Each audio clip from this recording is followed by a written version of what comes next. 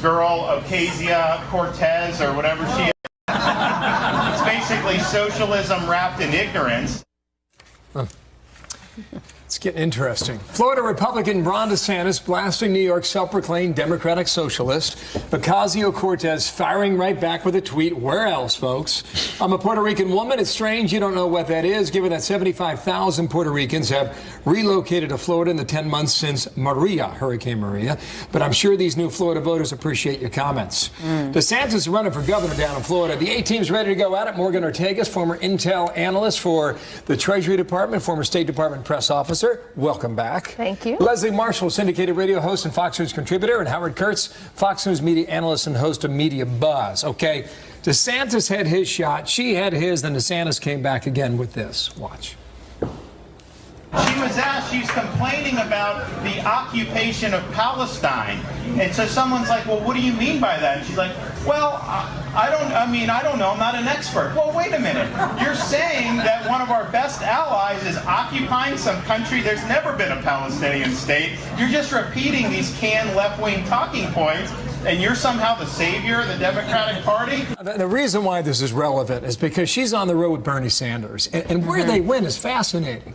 It's St. Louis, Missouri, Kansas City, Missouri, Wichita. And this is a place where you would not find folks really on the far left of the party in terms of ideas going to campaign. What do you think? So I don't think that Congressman DeSantis should have called her this girl. Like as a woman, a young woman in politics, I don't think any of us ever appreciate being referred to as this girl. But saying that, the substance of what she is saying and preaching, especially about Israel, is pretty much as intolerable as it gets in foreign policy language.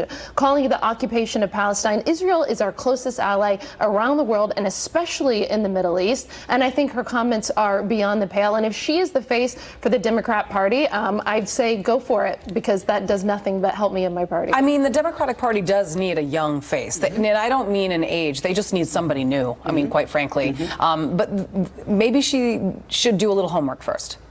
Well, first of all, I think DeSantis should do some homework. Last time I checked, the Bronx was in New York. Am I right on that? Because that's her constituency. She's not running for governor in the state of Florida. And if you're running, attack who? Your opponent. So I don't understand why he's attacking her. I agree with you. I agree with you on the woman thing. If you look at the composite of the voters in Florida, you have a lot of females. You have a lot of Latinos. You have a lot of Puerto Ricans, Cubans, and other Hispanics. And as somebody who's half Italian, you don't dog that segment of your population, your voter population. So I think he was off the mark. No, I think she has a right to her opinion. And quite frankly, the millennial voters in Israel, and I lived there in 1996, the millennial voters in Israel and in Florida who are Jewish do feel, maybe not occupation, but do feel that the Palestinian population is greatly oppressed, and they're not really in favor of that, the new, younger voter. All right, why is he dogging She kind of booted the question during the interview. Yeah. Oh, absolutely. But look, Ron DeSantis of Florida is running against this 28-year-old woman from Queens in the Bronx who no one had heard of a month ago, because every member of the Republican Party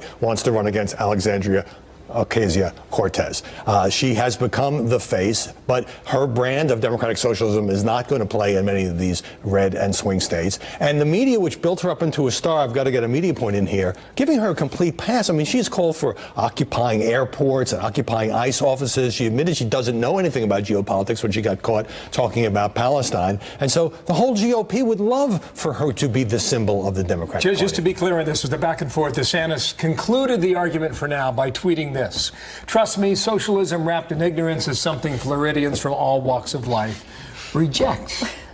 I agree wholeheartedly with the congressman. I will say that something that worries me as a conservative is that the number of millennial voters in the U.S. who do seem to buy into some of these far left arguments. We certainly see it on college campuses. I mean, Charlie Kirk works on this on a daily basis. So as a conservative, we have our work cut out for us to convince young people to vote with the Republican Party and to buy into the conservative ideology. There's a lot of people there now that buy into this, what I consider extreme rhetoric. I was just in Columbia last week, and right across the Columbia, Missouri. No, the country, South America. Columbia, Upper West Side, New we York. see right across the border, we see the effects of socialism in Venezuela. We see people starving to death in Venezuela, coming over to the border into Colombia, where you see democracy, where you see capitalism, where you see freedom. So we have, just to the south of us, we have a picture of what this woman running for Congress wants to see happen in Venezuela versus in Colombia. It's the most stark picture we could draw for our audience,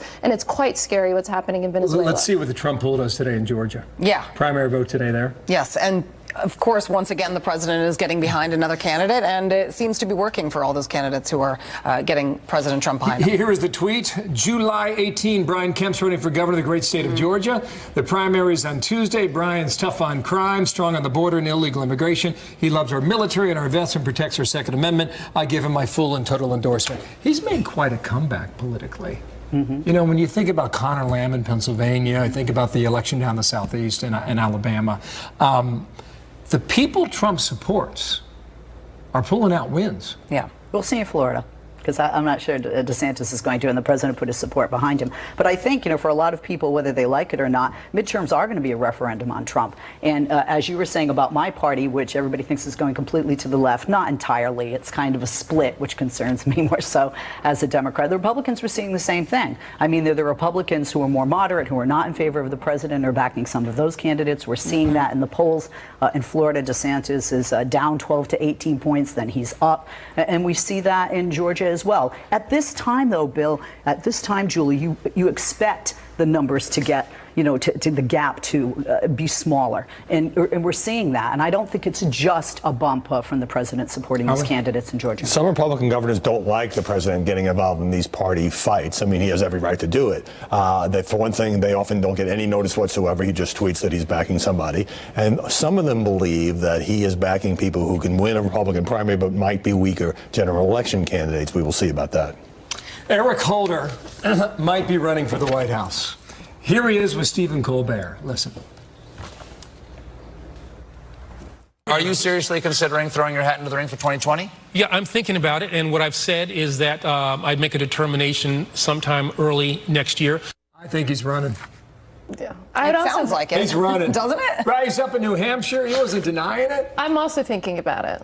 No, just I mean, that's like clearly when they say I'm thinking about it, I mean, they're planning on running.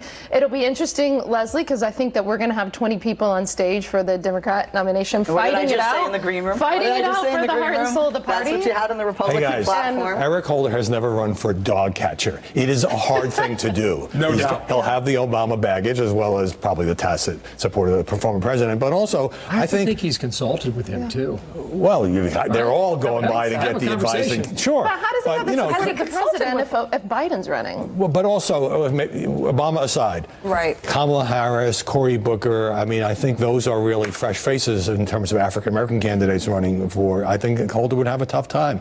It is not that easy to do this if you've never run for county councilman. And it's not just running; it's who you're running up against. Yeah. And you have. I mean, look. Yeah, I'm a Democrat, and I have said I'm going to vote for whichever Democrat can make this president a one-term president. That's my opinion. You want a winner. As a Democrat, I want a winner, and I just don't think that, with all due respect to the former Attorney General, that he is a winner. I do not. Is all this respect to my home state of Massachusetts. Sorry, Senator Warren. No, I don't think she's going to. There's a reason why Senator she's Sanders, on the cover are of you this watching magazine? me? You will not beat Donald Trump. Joe Biden. I've said it, and people laugh at me because of his age. Joe Biden speaks the kind of talk that Donald Trump does. I think he would be great with him in a debate, and I think he would appeal to the voters that really put it over the top for Trump, which is that blue-collar, middle-class, working-class Rust Belt voter. Biden's That's what 75? Joe Biden. He'll be almost 78 by the time the election. I know, but Joe Biden. 78's the new 40. He's a great retail politician. Huge amount of support, and he's not as polarizing as Hillary Clinton was during the election. He also They need has a Democrat that's not polarizing. He has a tendency to make gaffes, but then again, so does the current president. But that's because he's real. He's Quick Keep it time real. out.